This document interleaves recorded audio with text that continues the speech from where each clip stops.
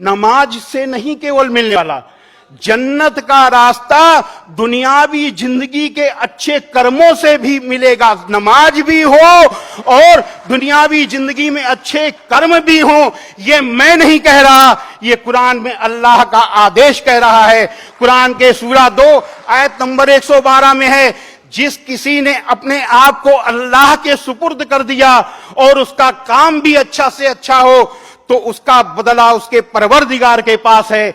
ऐसे लोगों को अंतिम दिन यानी क़यामत के दिन न तो किसी तरीके का डर होगा और न किसी तरीके का दुख होगा।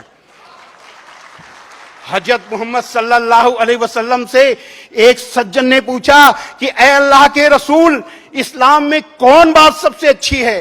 अब सुनिए कि अल्लाह के रसूल ने क्या कहा।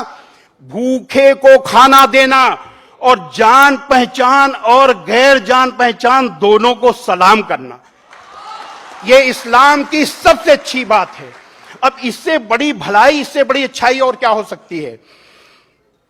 अब यहां पर कुछ लोगों के दिमाग में यह चल रहा होगा कि इस्लाम में इतनी अच्छाई है तो स्वामी जी जिहाद क्या है? जिहाद के बारे में हम ज्यादा नहीं बताएंगे क्योंकि समय कम है। हम केवल उसकी परिभाषा बताएंगे जिससे कि कुछ लोग समझ लें, जिनके दिमाग में चीज चल रही हो। इस जिहाद की परिभाषा है कि असत्य, अन्याय, अत्याचार का विरोध करने के लिए और अपनी जीवन की रक्षा के लिए किया गया हर तरह का प्रयास, जिसका अंतिम विकल्प युद्ध है, जिहाद है। यानी असत्य, अन्याय, अत्याचार और अपने जीवन की रक्षा के लिए जब सारे प्रयास समाप्त हो जाएं, बातचीत के सारे रास्ते बंद हो जाएं, तो जो अंतिम विकल्प जो युद्ध होता है वो जिहाद का युद्ध है। ये है जिहाद। और इसी से आप समझ लीजिए कि इस्लाम लड़ाई का मजहब नहीं है, इस्लाम बदला लेने का मजहब नहीं है, इस्लाम दिल जीतने का मजहब है। इस्लाम में भलाई का इस्लाम में बुराई का बदला बुराई नहीं, इस्लाम में बुराई का बदला भलाई है। हमें यहां कुरान की मजीद की एक आयत याद आ रही है। कुरान मजीद के सूरा 41 आयत नंबर 34 में है, भलाई और बुराई बराबर नहीं हो सकती, तो लोगों की सख्त बातों का ऐसे तरीके से जवाब दो जो बहुत अच्छा हो। ऐसा करने से तुम देखोगे कि जिसमें और तुम में पहले दुश्मनी थी अब वो तुम्हारा गहरा दोस्त है। हजरत मोहम्मद सल्लल्लाहु अलैहि वसल्लम पर कुरान उतरी, उतरने के बाद आपके कर्मों में उतर गई, उतरने के बाद आपके दिल में उतर गई और दिल में उतरने के बाद आपके कर्मों में उतर गई। आपके एक एक काम अल्लाह के हुक्म के अनुसार हुआ करते थे, आपका एक एक कदम अल्लाह के हुक्म के हिसाब से बढ़ता था। आपने अपने पूरे जीवन में किसी के लिए कोई कड़ी बात नहीं की, किसी का दिल नहीं दुखाया और कभी भी बुराई का बदला बुराई से नहीं दिया। मुझे यहां एक घटना याद आ रही है। एक बुढ़िया माई, आप जिस रास्ते से जाते थे वो बुढ़िया माई, वो गैर मुस्लिम थी, वहां पर रहती थी, वो इतना चिढ़ती थी कि आपके ऊपर कूड़ा फेंकती थी।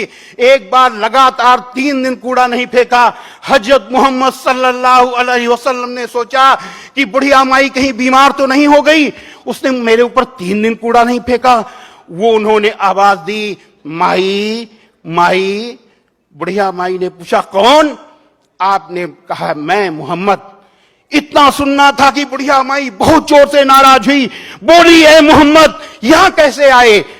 आपने कहा माई आपने 3 दिन से मेरे ऊपर कूड़ा नहीं फेंका, मैंने सोचा कहीं आप बीमार तो नहीं हो गई, मैं आपको देखने चला आया। इतना सुनना था कि बुढ़िया माई फूट फूट कर रोने लगी, ए मोहम्मद आप कितने अच्छे हो, मैं कितनी बुरी हूं, मैं आपके ऊपर रोज कूड़ा फेंकती थी और आप मेरा हाल लेने आए हो। और अंतिम समय बुढ़िया माई आपकी अनुयायी बन गई। हजरत मोहम्मद सल्लल्लाहु अलैहि वसल्लम ने बुढ़िया माई की बुराई की वजह से बुढ़िया माई से लड़ाई नहीं की, बुढ़िया माई से बदला नहीं लिया, बल्कि अपने अच्छे आचरण, अच्छे अमल से बुढ़िया माई का दिल जीत लिया। हजरत भलाई और बुराई बराबर नहीं हो सकती, तो लोगों की सख्त बातों का ऐसे तरीके से जवाब दो जो बहुत अच्छा हो। ऐसा करने से तुम देखोगे कि जिसमें और तुम में पहले दुश्मनी थी, अब वो तुम्हारा गहरा दोस्त है। हजरत मोहम्मद सल्लल्लाहु अलैहि वसल्लम दुनिया के सबसे अच्छे इंसान थे। ऐसा ही इंसान न कभी पैदा हुआ है और न कभी पैदा होगा, न भूतो न भविष्यति। ये है इस्लाम।